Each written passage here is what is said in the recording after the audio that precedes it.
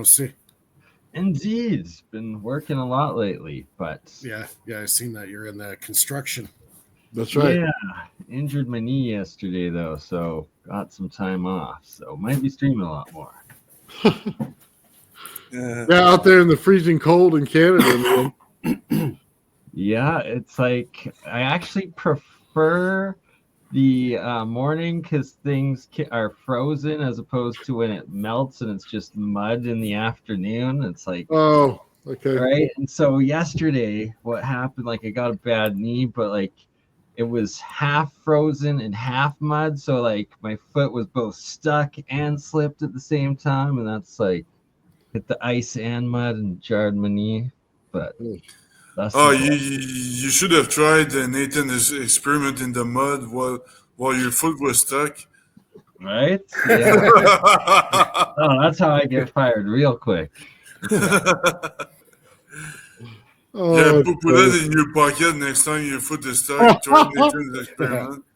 No, what I do though is because I'm an alchemist and I do all the electrolysis experiments, is I collect all the scrap metal and it's like I've nice. gotten a whole lot of extra copper and even some titanium wire and stuff. So it's like at least I've got a solid summer of building now. That's cool. Yeah. Hey, Mike, didn't you say you were going to Alberta at some point? Yeah, I'm supposed to go to Alberta in June.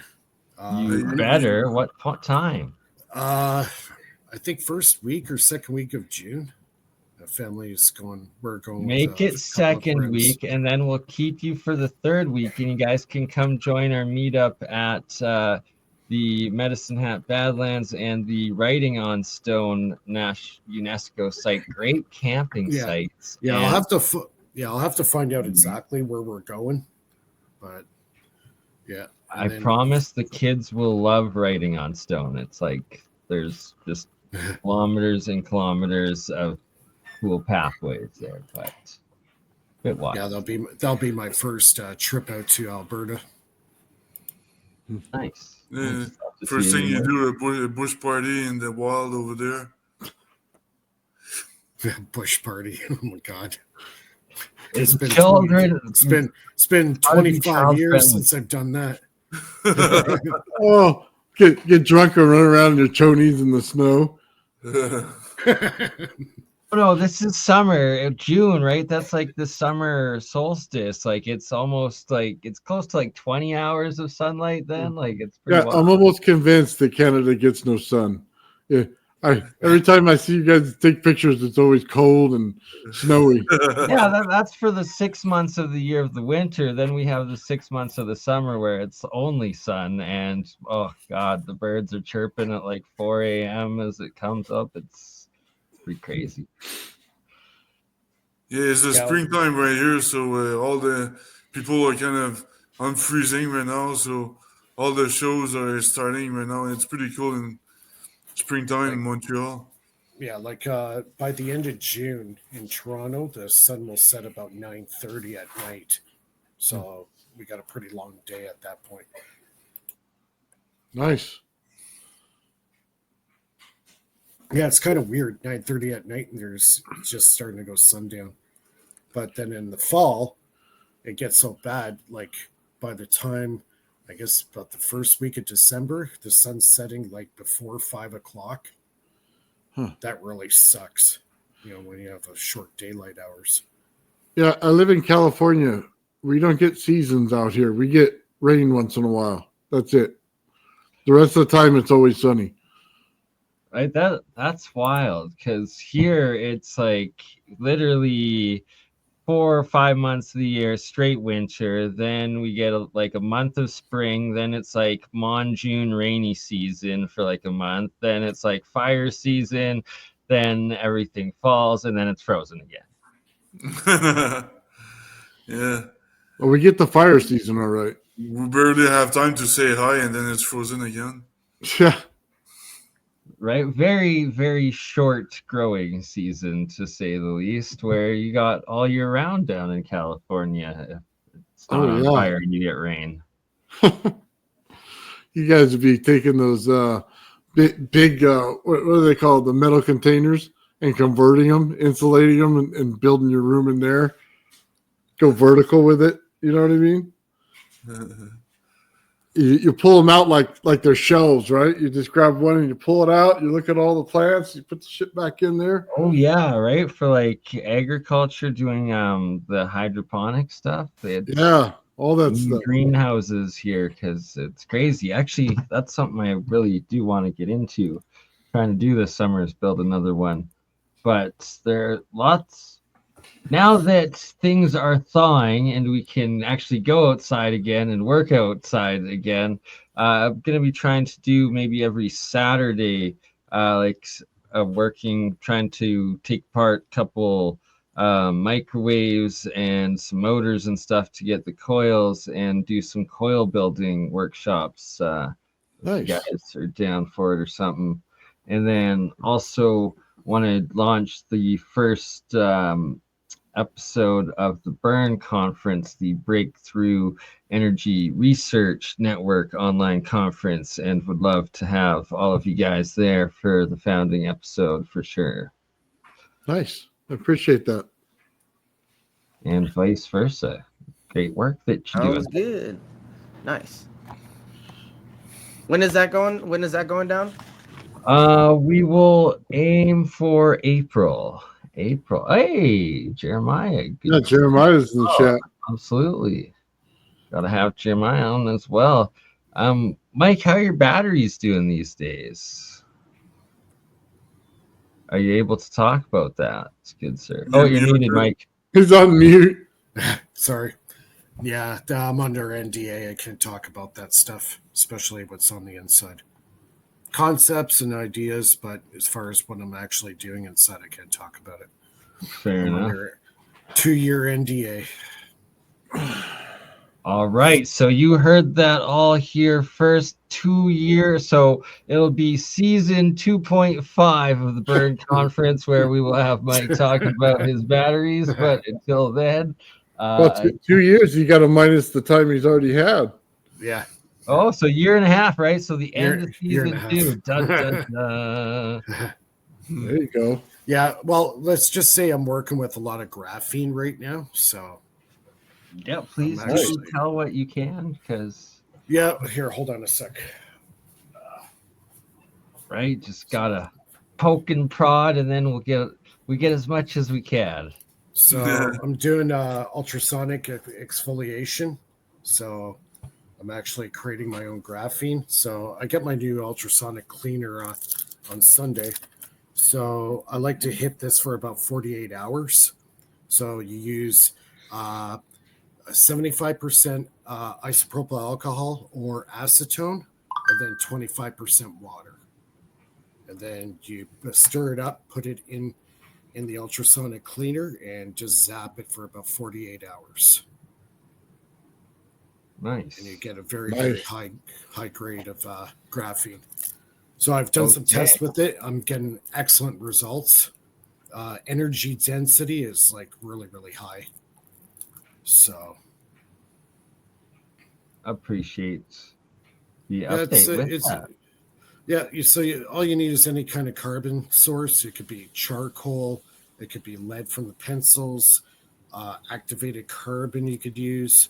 I'm using a high-grade carbon graphite 600 mesh, so it's a very fine powder, and that's what I'm doing for my experiments, and I'm getting excellent results. Really good.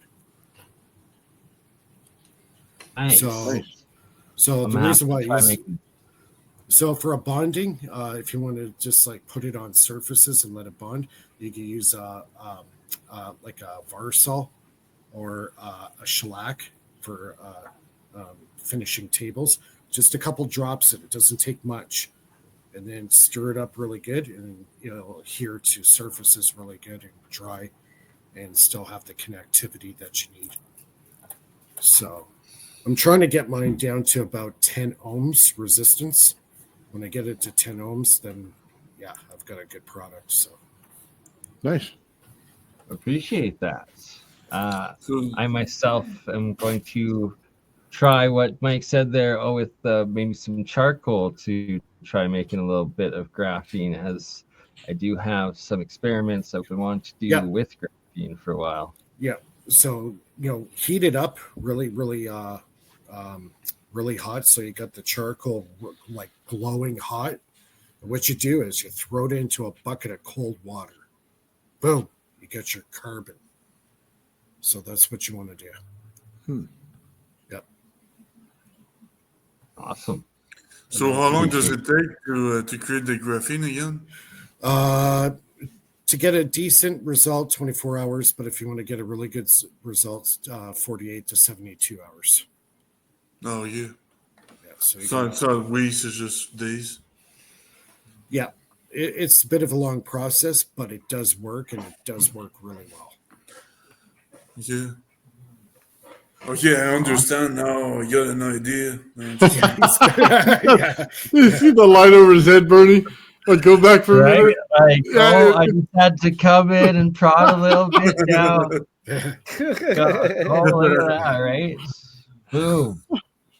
It's the force. connected It's the to you. force, Luke. It's the force. You gotta get me a light to put over my head. That's awesome. I got that angel halo all of a sudden from Yeah. the old paintings.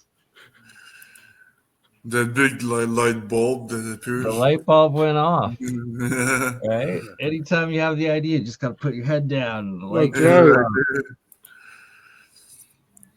Yeah. Yeah, there's a lot of ways. A lot of ways to make graphene. It's just a matter of what way you want to do it. You can do the electrolysis or the ultrasonic exfoliation. I like the electronic one because you're not really using like crazy chemicals, and it's not a dangerous process where it's going to cause a fire or anything like that. So, Right? Like it's something you kind of want to do more outside, well ventilated area. yeah, like that's why I'm using the isopropyl alcohol. It will evaporate, so you can always control your concentration levels of it. I even seen guys using a certain brand of dish soap and then throw it into a blender, of all things, and then just put it in a blender for like an hour, and they're getting graphene, right? So you get graphene or graphene oxide. But I like this ultrasonic method. It's pretty idiot proof. So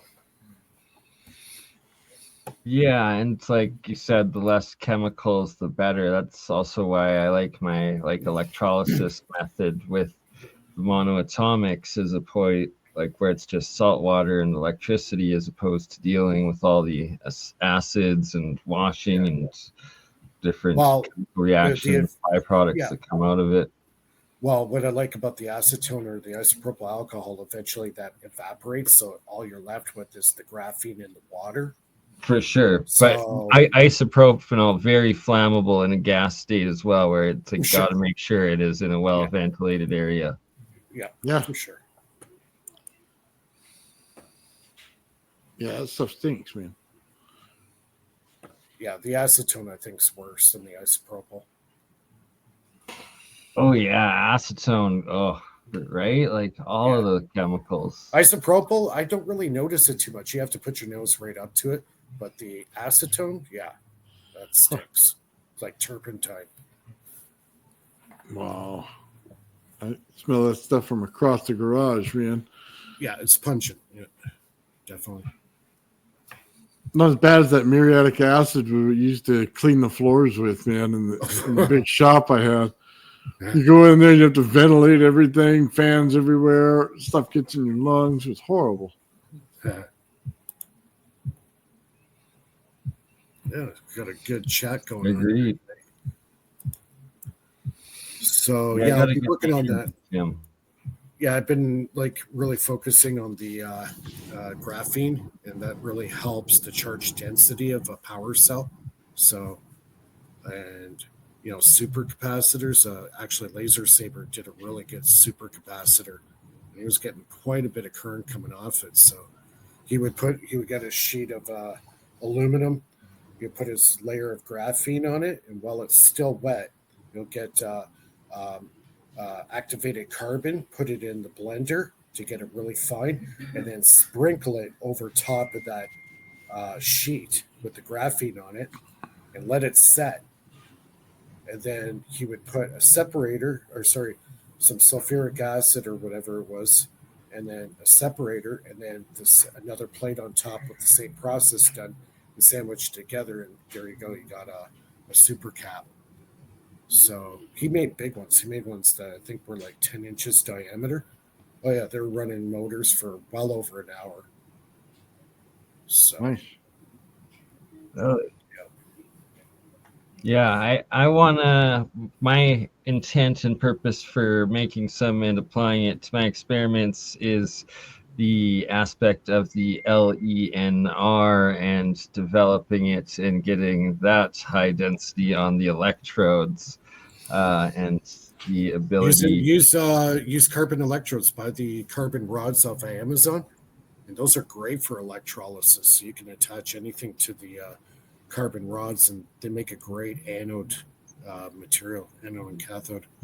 Yeah, good call, right? And because from a lot of the reading I've been doing lately and a lot of the recent publishings, that is how you're able to get a lot of the hydrogen isotopes to form in high density, which is a key part of the nuclear fusion aspect of it, if you know what I'm saying.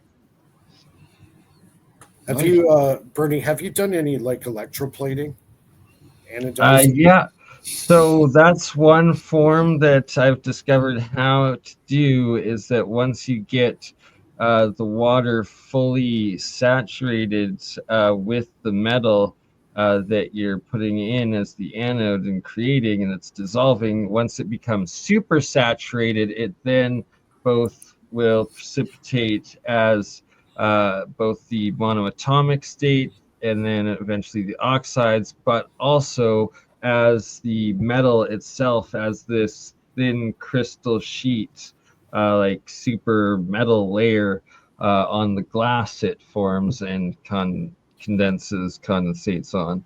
And it also, I found there's different forms it does of different nano layering crystals on additional electrodes that I put in and have in the water while super saturating it with the specific metals that I have dissolving in.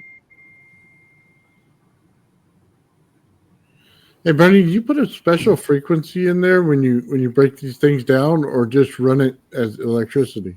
I need to be. That's a major part of the next steps, and like the efficiency of it and the abilities of actually getting the specific low energy nuclear reactions and stuff on a mass scale with it. And I'm trying to figure out, because a lot of the micro USBs that I use actually have like also audio cable going in, back in too, right? So I've just got to figure out what program to start using to be able to actually program it. Yeah, and that's going to be a major part of what I put in, and then also having them as coils with that frequency going in too. Yeah, if you're going to do the audio route, all you got to do is find a free download of a function generator, and you could actually create your own frequencies and just put it through the jacks into the board, and from the board to your electrolysis, and then you'll actually have that frequency. So you could start doing electrolysis using 528 hertz or 432. Yes. 784. So I've actually seen a couple videos, and it was saved to my original YouTube channel, and for the life of me, I have searched for like literally days and cannot find the videos any longer on YouTube, but of one guy doing it, and it literally was triggering the luminescence within the monoatomics. They'd form into plasmid clusters, and in the middle there would be light forming in it. Oh, it's nice. Frequency through it. So it's like I've been wanting to do that for so long, need to do it, and it is the next step that I will do it. So yeah, you would hook that up to, well, I don't know offhand, either hook up the crystal to the cathode and then have something else on the anode side. Yeah. Probably. And you're Well, going because to there's want, left-right speaker, like left-right wires, so essentially I could do left to one and right to the other. right. And so here I finally figured out why my structured water is going in these triple frequencies Hmm. of self-organization into the fields. And it's because it was water that I was using these uh, the triple solenoid coils that I was putting in, right? So it's a coil with a wire within a wire within a wire, triple solenoid, and thus that is why you see the um, three fields formed, that it's literally structuring those three fields of a field within a field within a field into that water. So it'll be very interesting to see then what the frequencies I then start pumping into these reactions and their cymatic geometries, and if that starts forming and freezing in the ice cubes instead of the triple field, right? Mm-hmm. It's like a fingerprint. Exactly, right? That it shows, and like this water I've rinsed like 100 times over since the original saltwater reaction, like with fresh water that I've then, using as ice cubes, consuming, and that it's still maintaining this shape and this structure within the bubbles every time that I freeze it and turn it into these ice cubes. So it's like it's imprinted, I guess, within the monoatomics that formed Really? So when I made you it. can turn this into water and then refreeze it, and it'll still have that wave pattern. Yeah, like this ice, like That's it's so insane. like here you Wow. can see in the jar that I have, or the bottle here, that here's the purple gold monoatomic part. There's like the amount of water that's left, and then I keep refilling it. And that I always rinse it 9 times before to get all the salt out and any of the other chemical products in it. That it's just the monoatomics that then absorb back into the water, creating that ionic gold, ionic silver water that I then am using in the agricultural experiments, and that I myself have been guinea pigging myself on. Don't try it at home. Don't ever use the blue, because that's how you turn into a Smurf and die of heavy metal poisoning, or any of the other colors. Yeah, it's like lots of people have died, so don't try it if you don't know what you're doing. Guys, I'm just going to go out for a quick smoke. I'll be right back. For sure. Um, So, Bernie, are you structuring the water with the electricity then? yeah, that's what I guess I'm saying it is happening, right? Because I'm using these triple solenoid magrav coils as the cathode a lot of time when I'm making these, and that it seems that that's what is then being imprinted into this water when it freezes, with how it structures these exclusion zones and the bubbles. Because, And sorry, go ahead.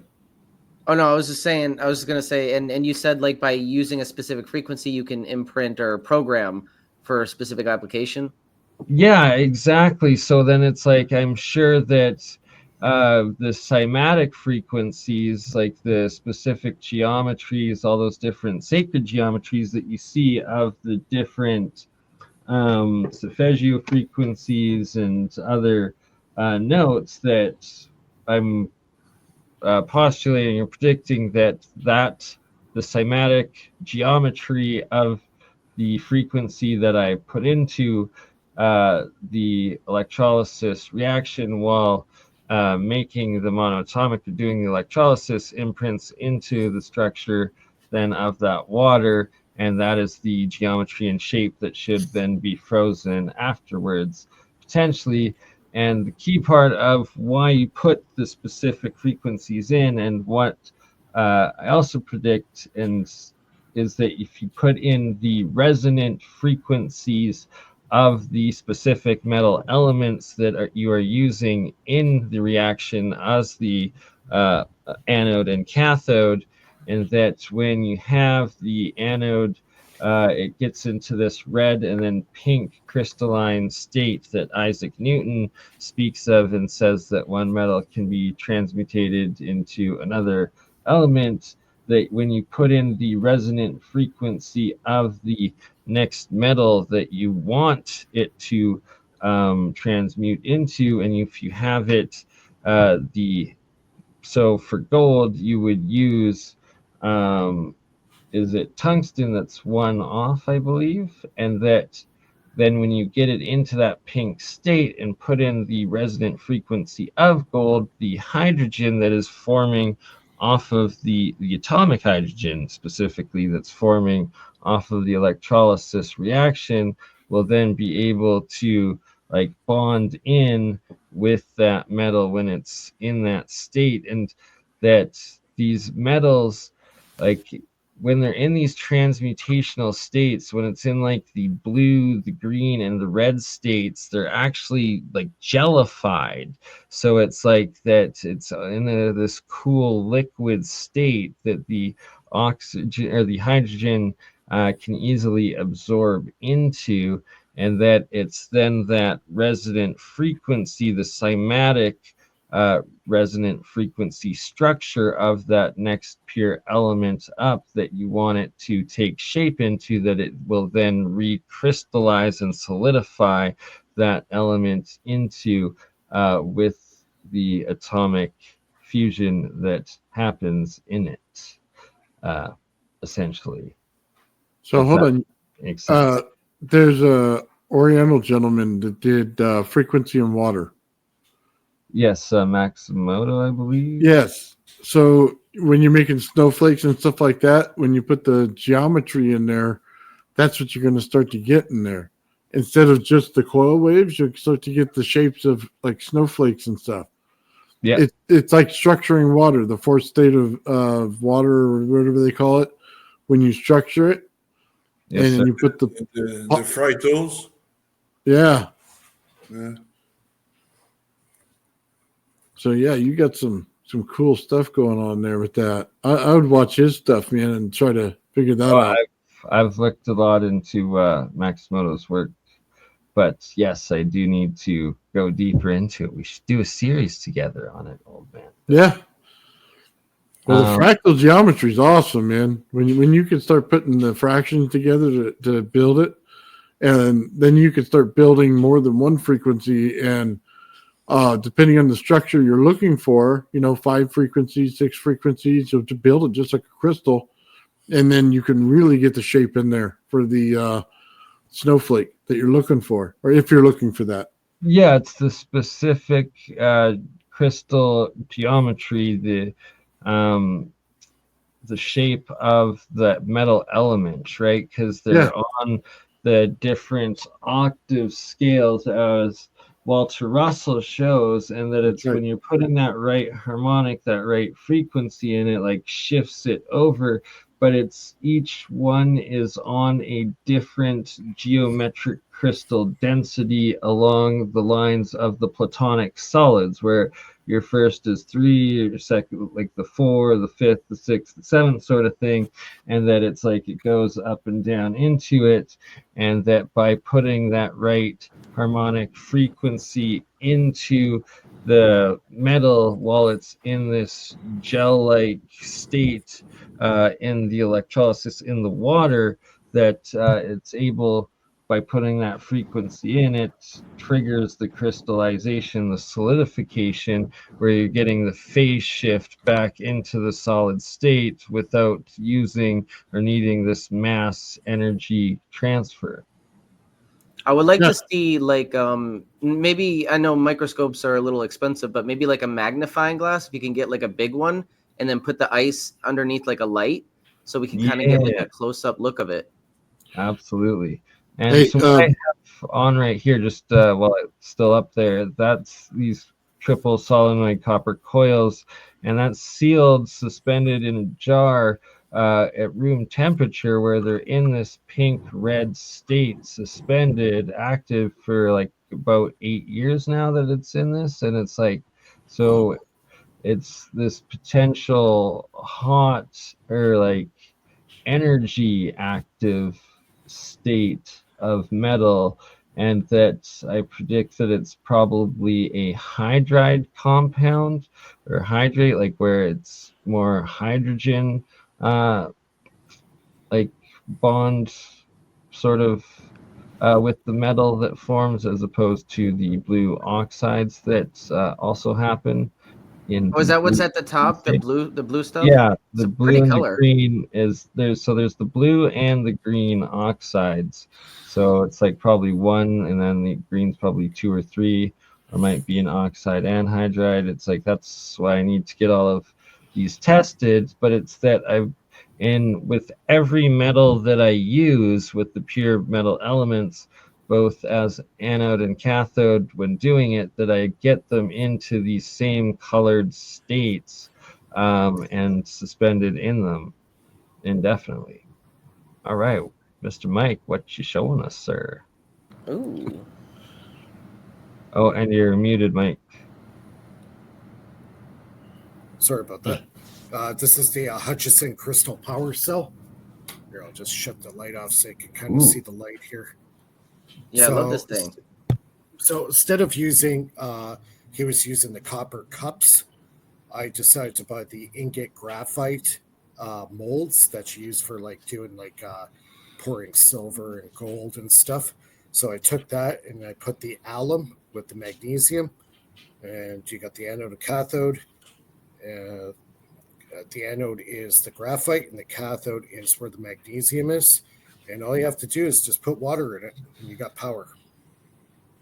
So this is putting out about 2.85 volts. Just add water. Yep, just add water. So I put water in this 2 days ago, and it's still going. nice. Nice. Really? Powering Yep. for 2 days? Yep. You just add, deionized water or filtered water in it, and yep, just saturate the alum. So I've wrapped the alum in a paper towel. That's the separator between the alum and the anode, and you wrap it up and close it up and just pour your water on top. It'll take about 2 days for the crystal structure to form, but after it forms, you'll get maximum power out of it. And then all you have to do is just wet it every couple days, and you got power. And you can line And these up. could you wrap it with like a saran wrap or something like that to prevent the water from it has to evaporating, be. or does the water need to evaporate as part of the reaction to keep it Yeah, warm? the water is part of the. See, when the crystal forms, the water creates the conduit, the connection to make the ionic flow from the magnesium to the anode. All right. So that crystal structure has to get formed. So initially, when you start it up, you might not get great values out of it, but let it saturate it really, really good. Just let it sit for a couple of days. That crystal is now going to form. And after it forms and creates that structure, then you just add water to it and boom, you get great power out of it. It actually got more power 2 days later. So This would be a great idea for like people who are looking into renewable energy who want just a battery and they're like say they're doing permaculture or something, just want a battery that kind of revives itself with the rain or something, you know? yeah, Or exactly. off So you can grid put, yeah, survival, anything, yep. right? Or Yeah. just Just put them outside, run your lights outside, have about 5 or 10 of these hooked up in series, and you can power quite a few of these lights. Can you attach a light to it and see how long it's gonna last? Well, this has been going for 2 days since I last put water on it. So, mind you, Oh, okay. So it's a little. I didn't see there's a LED light there. yeah, we got the Yeah. LED light. So if Okay. you get like say 4 or 5 of these lined up in series, yeah, you could run quite a few of these LEDs. Okay. And even like the morning dew in the morning, that's enough moisture to saturate these and get it running again. If it rains outside, boom, even more power. Cool. It's a rain potential. Yeah, you can bury Rain these in the battery. ground. You could bury these could be like earth batteries. Just bury them in the ground.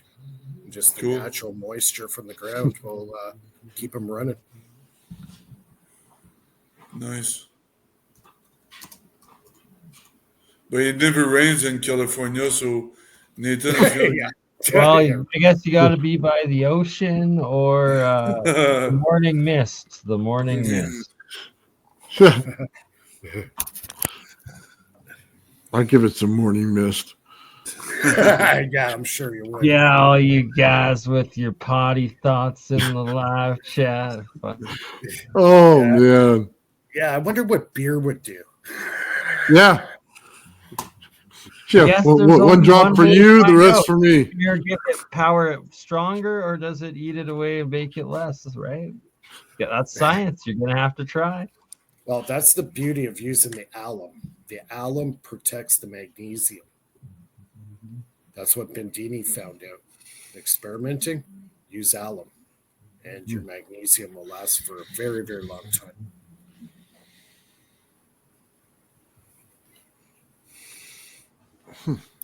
That's cool. Longevity is what it's about, right? You don't want to have to keep remaking it because it's eroded and corroded. Yep. I also know it's possible to create a current with a different in temperature. Yep. Yep. That's thermoelectric conversion. Yeah. So I've been looking into that extensively.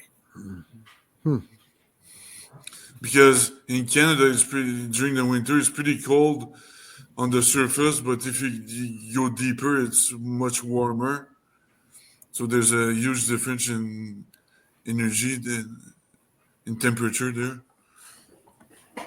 We could definitely harness that.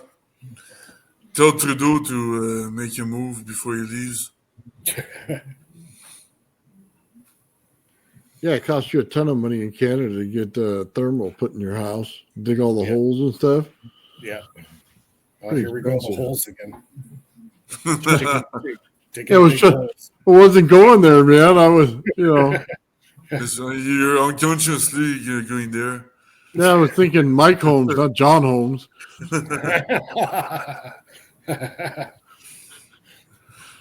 Yeah. Yeah. So yeah, these you can pick up these graphite ingot molds on Amazon. I think you could get 3 for I think it's $36 for 3 of them. So you could start with that. I like to get a few more of these and just hook them up all in series. Just amplify the power. Absolutely. I want to try to get some sort of like light all my LED like Christmas lights and stuff outside hooked Yeah. up and working This by would be something by the perfect. end of the summer. This would be perfect, and you pick up alum at the bulk barn, and yeah, it's like $10 a pound or something like that. Very nice. It's the alkaline earth metals that are the expensive, hard to get ones that I need some of, apparently, to further the fusion side of my experiments.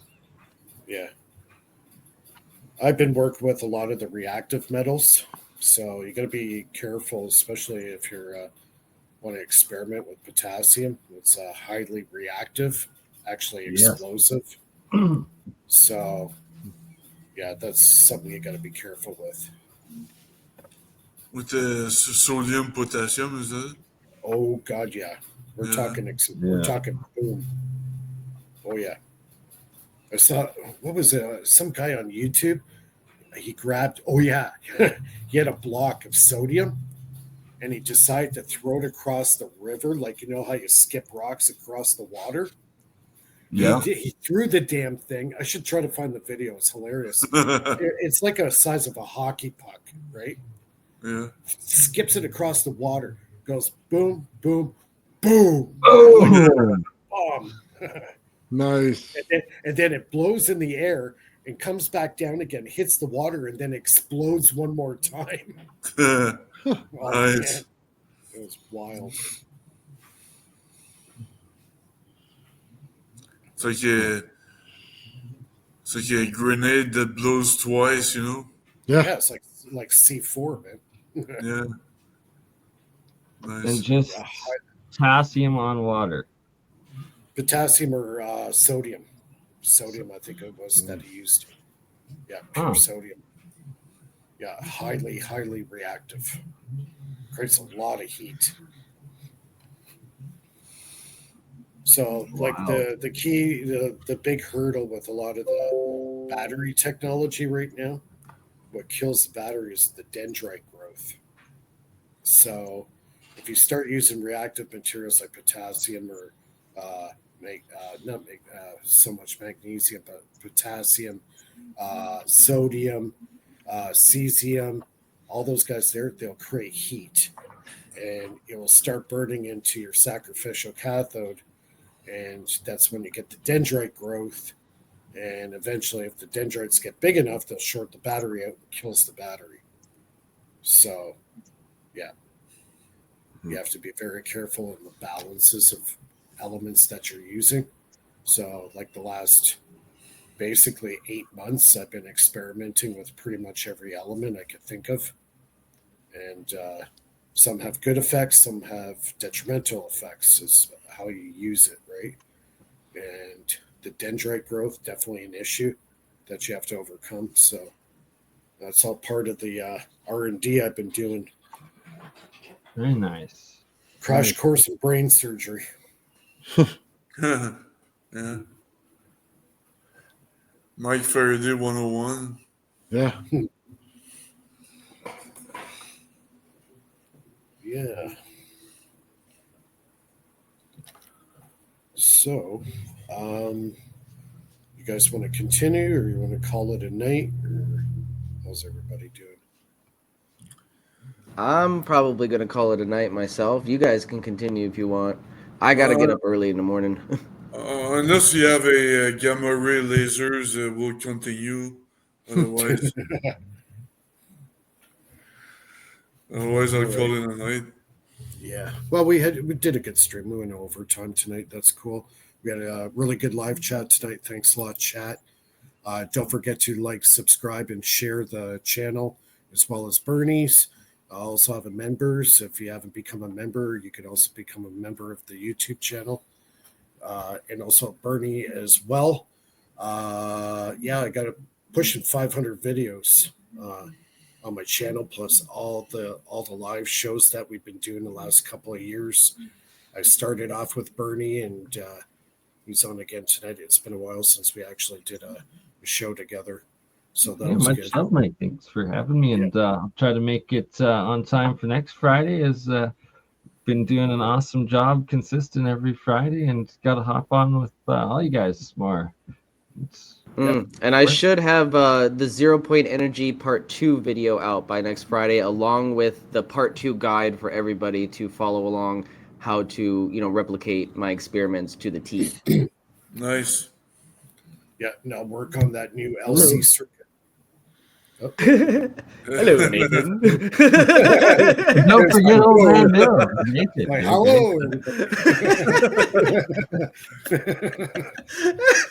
hello. You didn't even need 3D glasses for that one. Oh.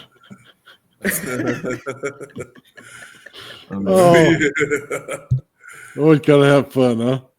Yeah, exactly. Indeed. So I look forward to your next Star Trek episode, good sir. Oh my God, dude. Okay, I got to tell you this story. We're talking about organites, right? And how to build them in layers and stuff, right? And Joe and I were screwing around like a month ago talking about it. And before we met this guy, Ate Sinner, And we were laughing, calling it like a butt plug, for the rich. They can just shove it up their ass and they'd have it, right? So then he comes on and he's doing this cast with us. And then Joe and I are laughing at each other going, oh, man, they stole our idea, right? And then just out of the blue, dude, got totally serious. He goes, you mean the butt plug? And then it was like a whole fucking 10 minutes of a butt plug story, dude. It was fucking hilarious. I should send it to you, man. It is absolutely off the chain, man. And yeah, they just have you rolling. It's like a Star Trek episode in itself, dude. Organite butt plugs that you fucking put in to energize your app. It's all fun and games until you accidentally pick one up. You got plasmoids in your butthole. So if you ever have an OnlyFans account, it's gonna be Old Man Builds Organite Butt Plugs.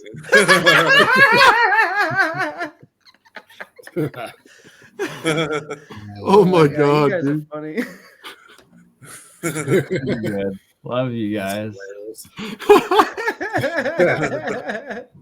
I tell you, man, sometimes the conversation just goes off the rails. I mean, look, It I can goes off the only rails keep a already. straight face for so long, okay? It was like we're rolling on 3 hours and they just started fucking busting out butt plug jokes, dude, and I just couldn't help it. It usually always happens at the end of the stream, too. Oh, yeah. You let So your the- guard down. Like today, always. So don't no wonder if your channel is blocked tomorrow. Well, we did You showing prototypes, so I think we're okay. It's powered by a crystal power cell. You can't leave well enough alone, man. I made a little butt plug guy at the end of the video too. You gotta roll with it, man. 532 right through my butt. I promise the first 2 hours is great and educational. Yeah. And then it slowly degrades. Dude, I can tell you this right now, okay? As funny as it was, dude, I put it on my members channel and they had all the jokes in the world to tell you about the fucking butt plugs, dude. They stay away from that end of it. They fucking watch out for that. Don't come near me. Don't bend over in front of me. All kinds of different jokes, dude. Yeah. They said you don't even need the vibrator part of it. It works on its own. Well, that's the magic, right? That's the free It's- energy. It's self-oscillating. There's your free energy device right there. What did Resonating in your asshole. What did you guys just say? Like Beavis and Butthead. Oh, God. Oh, man. I did not expect this. Oh, you never You expect it, Mike, actually but you know dug what's the coming. hole, Mike. You were the one that brought. You're like, oh, it can't be going, and you dug the hole by saying the holes were going down. Oh, you and did. now we're here. I Yeah, you dropped the did. C4. Anyways, Oh, guys. man. Anyways, chat, thanks a lot. We'll call it quits for tonight. We go live to air again next Friday night at 9 o'clock Eastern. Bernie, Philip, Nathan, Ben, thanks a lot for joining us. And Thanks, don't everybody. Don't All forget right, to guys. check Have a great night. Yep, check out everybody's channel. Subscribe to their channel. Become a member. Would be greatly appreciated. Help support our channels. And we'll see everybody next week. Take care. Good night, everybody. Thank you. Good night. Good night. Take it easy.